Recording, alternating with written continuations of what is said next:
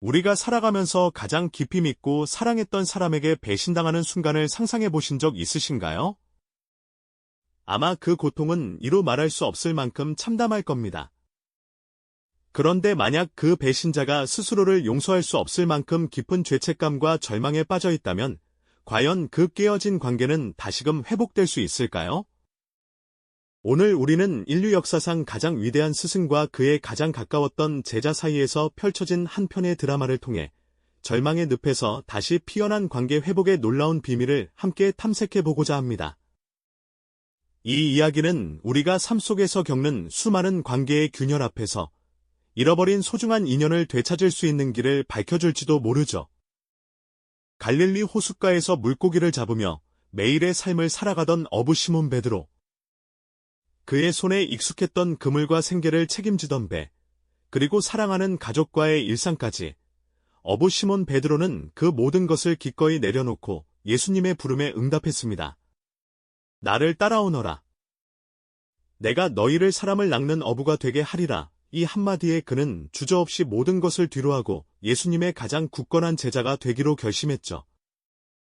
그의 충성심은 절대적이었고 그 어떤 시련 앞에서도 결코 흔들리지 않을 듯 보였습니다. 시간이 흘러 예수님께서 제자들과 함께 마지막 만찬을 나누시던 밤이었습니다. 예수님은 제자들의 발을 직접 씻기시며 겸손의 본을 몸소 보여주셨고 베드로는 처음에 이를 극구 사양했습니다. 하지만 이내 주님의 깊은 뜻을 깨닫고 몸을 맡겼죠. 바로 그 자리에서 예수님은 제자 중 한 명이 자신을 배신할 것이라고 말씀하셨고 베드로는 격분하며 이렇게 맹세했습니다. 주와 함께라면 제가 죽는 한이 있어도 결코 주님을 부인하지 않겠습니다. 그의 목소리에는 흔들림 없는 확신이 담겨 있었고 그의 굳건한 맹세는 모두에게 진심으로 다가왔을 겁니다. 하지만 예수님은 이미 모든 것을 알고 계셨습니다. 마치 차가운 그림자처럼 드리워진 미래의 경고처럼 오늘 밤달기 울기 전에 내가 나를 3번 모른다고 부인할 것이다 라고 말씀하셨죠. 이 말씀은 베드로에게는 도저히 이해할 수 없는 비극적인 예언이었을 겁니다. 굳건한 맹세와는 너무나도 어울리지 않는 미묘한 불안감이 그의 마음 한편에 자리 잡았을까요? 만찬 후 겟세마네 동산에서 예수님이 간절히 기도하실 때 베드로는 다른 제자들과 함께 깊은 잠에 빠져들었습니다. 다가올 운명의 무게를 알지 못한 채 평화로운 잠에 취해 있던 그의 모습은 훗날의 비극을 더욱 안타깝게 만들었죠. 그리고 그날 밤 평화는 산산조각 났습니다. 예수님은 결국 체포되셨고 충격과 공포가 제자들을 덮쳤습니다. 모두가 두려움에 뿔뿔이 흩어졌지만 베드로는 감히 예수님을 멀리서나마 뒤쫓았습니다. 대제사장의 뜰, 차가운 밤공기 속에서 불을 쬐고 있던 베드로에게 한 여종이 다가와 물었습니다. 당신도 갈릴리 사람 예수와 함께 있던 자가 아닙니까? 갑작스러운 질문에 베드로는 심장이 철렁 내려앉았을 겁니다. 두려움에 사로잡힌 그는 나는 그가 누군지 도무지 모른다. 고 맹렬히 부인했죠. 얼마 후 다른 여종이 그를 보며 주변 사람들에게 말했습니다. 이 사람은 분명 예수와 함께 있었던 사람입니다. 베드로는 이번에도 강력하게 부인하며 자신이 예수님과 아무런 관계가 없음을 맹세했습니다. 그의 목소리에는 초조함과 함께 점차 커져가는 두려움이 섞여 있었을 겁니다. 시간이 조금 더 흘러 그곳에 있던 또 다른 사람들이 다가와 말했습니다. 당신은 분명 그들과 한패입니다. 당신의 말투를 보니 알 수 있습니다. 궁지에 몰린 베드로는 저주까지 퍼부으며 3번째로 예수님을 모른다고 맹세하고 말았습니다. 그 순간 어둠 속에서 날카로운 닭 울음소리가 울려 퍼졌습니다. 꼭기요. 바로 그때 병사들에게 끌려가던 예수님께서 고개를 돌려 베드로와 눈이 마주쳤습니다. 그 눈빛 속에는 어떠한 비난이나 질책의 그림자도 찾아볼 수 없었죠. 오직 모든 것을 헤아리고 이해하는 듯한 깊은 슬픔과 말없는 연민만이 가득했습니다.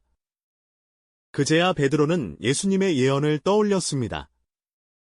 자신이 감히 주님을 3번이나 부인했다는 충격적인 사실이 마치 번개처럼 그의 심장을 관통했습니다. 그는 더 이상 그 자리에 서 있을 수 없었습니다. 절망과 극심한 죄책감에 휩싸인 베드로는 어둠 속으로 뛰쳐나갔습니다. 차가운 밤 공기 속에서 그의 입에서는 통한의 울음소리가 터져나왔습니다. 어떻게 주님을? 그 밤, 베드로의 영혼은 갈갈이 찢겨 나갔을 겁니다. 스스로를 용서할 수 없는 깊은 죄책감과 절망이 그를 집어삼켰죠. 그러나 역설적이게도 그 절망의 그림자가 채 가시기도 전에 세상은 전혀 예상치 못한 놀라운 소식으로 술렁이기 시작합니다.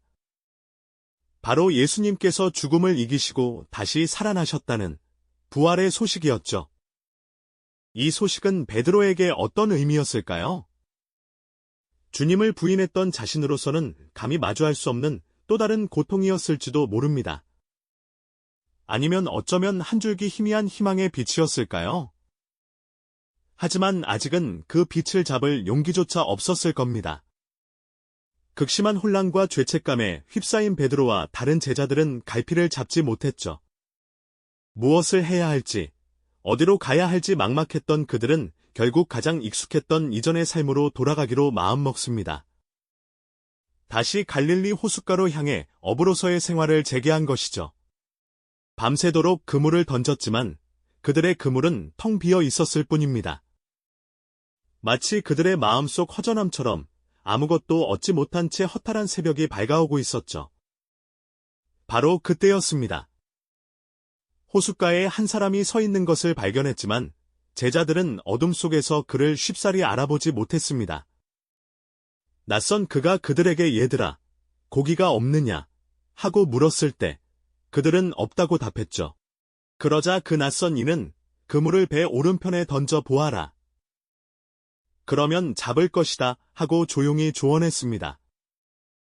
반신반의하며 시키는 대로 그물을 던지자 놀랍게도 그물에는 셀 수 없을 만큼 엄청난 고기가 가득 차 올랐습니다.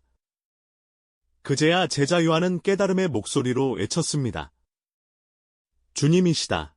그 외침을 들은 베드로는 한치의 망설임도 없이 물속으로 뛰어들어 그토록 그리던 주님께로 온 힘을 다해 헤엄쳐 나갔습니다.